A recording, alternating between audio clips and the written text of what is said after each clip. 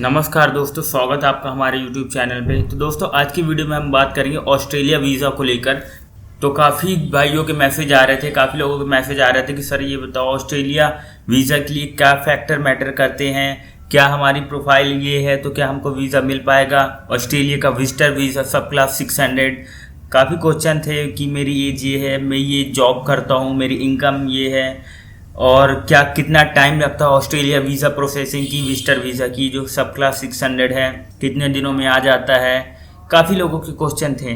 तो दोस्तों, मैं इस वीडियो में आपको सारी जानकारी मैं ऑस्ट्रेलिया वीज़ा के रिगार्डिंग बताऊंगा। ऑस्ट्रेलिया विजिटर वीज़ा सब क्लास 600 की सारी जानकारी इस वीडियो में आपको दूंगा। तो दोस्तों, यदि आप चैनल पे पहली बार आए हैं तो मैं आपको बता दूं, इस चैनल पे मैं ट्रैवल व्लॉग्स और वीज़ा अपडेट से रिलेटेड इन्फॉर्मेटिव वीडियोस अपलोड करते रहता हूं। तो दोस्तों, चैनल को सब्सक्राइब कर लीजिए ताकि आने वाले इन्फॉर्मेटिव वीडियो आपसे मिस ना हो। तो सबसे पहले बात कर लेते हैं हम एज की, कि यदि आपकी एज कम है तो क्या आपका वीज़ा आ पाएगा। लाइक 20 के प्लस है या 25 के से कम है तो देखिए वीज़ा तो आ जाएगा, बट आपकी इनकम सोर्स अच्छी होनी चाहिए। आपका इनकम सोर्स यदि अच्छा है, आपकी प्रोफाइल अच्छी है, आपके पास ट्रैवल हिस्ट्री भी है पहले की, और बैंक में ट्रांजैक्शन अच्छे हैं, बैंक बैलेंस भी आपका अच्छा है, तो ज़रूर आपका वीज़ा आएगा। बट आपकी प्रोफाइल सही नहीं है और आपके पास बैंक बैलेंस भी सही नहीं है तो वीज़ा के चांसेस बहुत ही कम हैं आपके। और काफ़ी लोगों के क्वेश्चन है कि ITR के रिगार्डिंग, कि मैंने ITR फाइल की है लेकिन ITR कुछ खास फाइल नहीं की, 1 साल की ITR है कुछ लोगों के पास, तो क्या इसमें वीज़ा आ पाएगा। तो देखिए, ITR यदि आप फाइल कर रहे हैं तो एटलीस्ट आपके पास 2 साल की ITR होनी चाहिए, और 5 लाख या 5 लाख से ऊपर की है तो सही है, लेकिन 5 लाख से कम की है, 4 लाख से कम की है तो फिर ये ITR उतनी आपकी हेल्प नहीं करती। यदि 5 लाख से प्लस की ITR है तो मतलब आपने गवर्नमेंट को टैक्स पे किया है, तो ये ITR अगर होती है तो इससे आपको बेनिफिट मिलता है, प्लस पॉइंट होता है।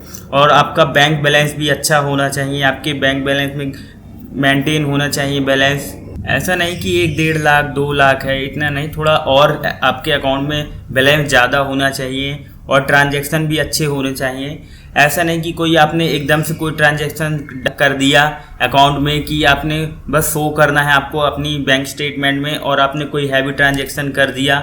तो ट्रांजैक्शन भी आपके हिसाब से होने चाहिए, और जिस ट्रांजैक्शन को आप जस्टिफाई कर सकें कि हाँ ये पैसा मेरी इस इनकम से आया है, मैं ये करता हूँ, मेरा ये बिजनेस है या मेरा ये जॉब है और मैं ये बिजनेस करता हूँ, तो यहाँ से ये पैसे आए हैं, और उस हिसाब से आपकी ITR भी होगी। ऐसा नहीं ITR में कुछ बता रहा है और आपके बैंक बैलेंस में कुछ बता रहा है। ऐसे में एम्बेसी में जो ऑफिसर्स होते हैं उनको पता चल जाता है कि आप जॉब कर रहे हैं और जॉब की इनकम आपकी कुछ है, बैंक अकाउंट में कुछ आ रहा है और आपने ITR कुछ अलग दिखाई है, तो ऐसे में डाउट होता है और यही चांसेस होते हैं जिससे आपके वीज़ा रिजेक्ट होते हैं। तो आप ITR अगर फाइल कर रहे हैं तो अपने बैंक अकाउंट के हिसाब से करें कि आपकी सैलरी क्या आ रही है, उस हिसाब से करें। ये नहीं कि आपने ITR तो 5 लाख की फाइल कर दी और आपकी सैलरी 20,000 रुपये पर मंथ आ रही है, ऐसा नहीं होना चाहिए। तो आपको जस्टिफाई करना होगा कि आपकी ये अदर इनकम कहाँ से है, क्योंकि काफ़ी लोग यही करते हैं ITR शो करने के लिए। तो आपकी ITR भी जस्टिफाई करे आपके बैंक बैलेंस को, और बैंक बैलेंस कम नहीं होना चाहिए, अदरवाइज वीज़ा आने के चांसेस कम हो जाते हैं। बैंक बैलेंस भी आपका अच्छा होना चाहिए और एटलीस्ट 2 साल की ITR हो, ताकि वीज़ा काउंसलर को लगे कि हाँ आपकी इनकम अच्छी है, आप जाएंगे और आपका पर्पस ही विजिट है कि आप विजिट करके आप वापस अपनी कंट्री आ जाएंगे। उनको ऐसा डाउट नहीं होना चाहिए कि आप वहीं पे सेटल होने की कोशिश करेंगे। यदि आपकी इंडिया में इनकम अच्छी है तो ऑफकोर्स आप जाएंगे और वापस ही आएंगे आप अपनी कंट्री। तो उनको डाउट होता है यदि आपकी इनकम कम है, तो इनकम कम है तो वीज़ा के चांसेस रिजेक्ट होने के ज़्यादा होते हैं। और प्रोफाइल अगर आपकी अच्छी नहीं होती या ट्रैवल हिस्ट्री नहीं होती तो उसमें ज़्यादातर चांस आपके वीज़ा रिजेक्ट होने के होते हैं। बट यदि आपकी प्रोफाइल अच्छी है, थोड़ा बहुत आपकी ट्रैवल हिस्ट्री है, travel history in the sense ये नहीं कि आप 2 महीने पहले आप दुबई घूम कर आ गए, आप या फिर और भी किसी कंट्री आप ऐसे ही घूम कर आ गए, तो वो travel history as a count होता है। ट्रैवल हिस्ट्री लाइक आपका कोई यूरोप ट्रिप हो तो वो ट्रैवल हिस्ट्री कहलाती है, एक प्लस पॉइंट बनता है। यदि आपने यूरोप में कोई कंट्री घूम रखी है, कोई भी आप यूरोप की कंट्री आप घूम रखे हैं, या आपकी ट्रैवल हिस्ट्री ठीक है, तो वीज़ा आने के चांसेस और बढ़ जाते हैं। लेकिन आपकी कोई ट्रैवल हिस्ट्री नहीं है, ना आपकी प्रोफाइल अच्छी है, ना बैंक बैलेंस है, ना ही आपकी ITR है, तो वीज़ा आने के चांसेस इससे बहुत कम हो जाते हैं। तो मैं आपको यही बोलूँगा कि आप पहले अपना बैंक बैलेंस मेंटेन कर लें, अच्छा ITR फाइल करें आप सही, और आपकी जब प्रोफाइल स्ट्रॉन्ग हो जाए आप तभी अप्लाई करें, अदरवाइज ऐसे में रिजेक्शन के चांसेस बहुत होते हैं। तो जब आपकी प्रोफाइल सही हो तभी आप अप्लाई करें।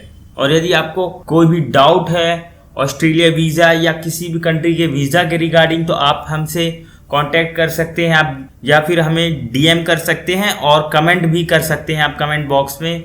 और एक हमारे भाई का क्वेश्चन ये भी था कि मेरा वीज़ा आज से 3 साल पहले रिजेक्ट हुआ है, ऑस्ट्रेलिया से रिफ्यूज़ल आया है, तो क्या मुझे अब वीज़ा अप्लाई करना चाहिए, तो क्या मुझे मिल पाएगा वीज़ा ऑस्ट्रेलिया का विजिटर वीज़ा सब क्लास 600। तो देखिए, यदि आपकी प्रोफाइल अभी सही है, आपने सारा जो मैंने बताया आपने सही मेंटेन कर लिया है, आपकी प्रोफाइल अब सही हो गई है, तो हाँ आप अप्लाई कर सकते हैं। यदि आपकी प्रोफाइल सही है, एम्बेसी को लगेगा तो हाँ आपको वीज़ा ज़रूर देंगे।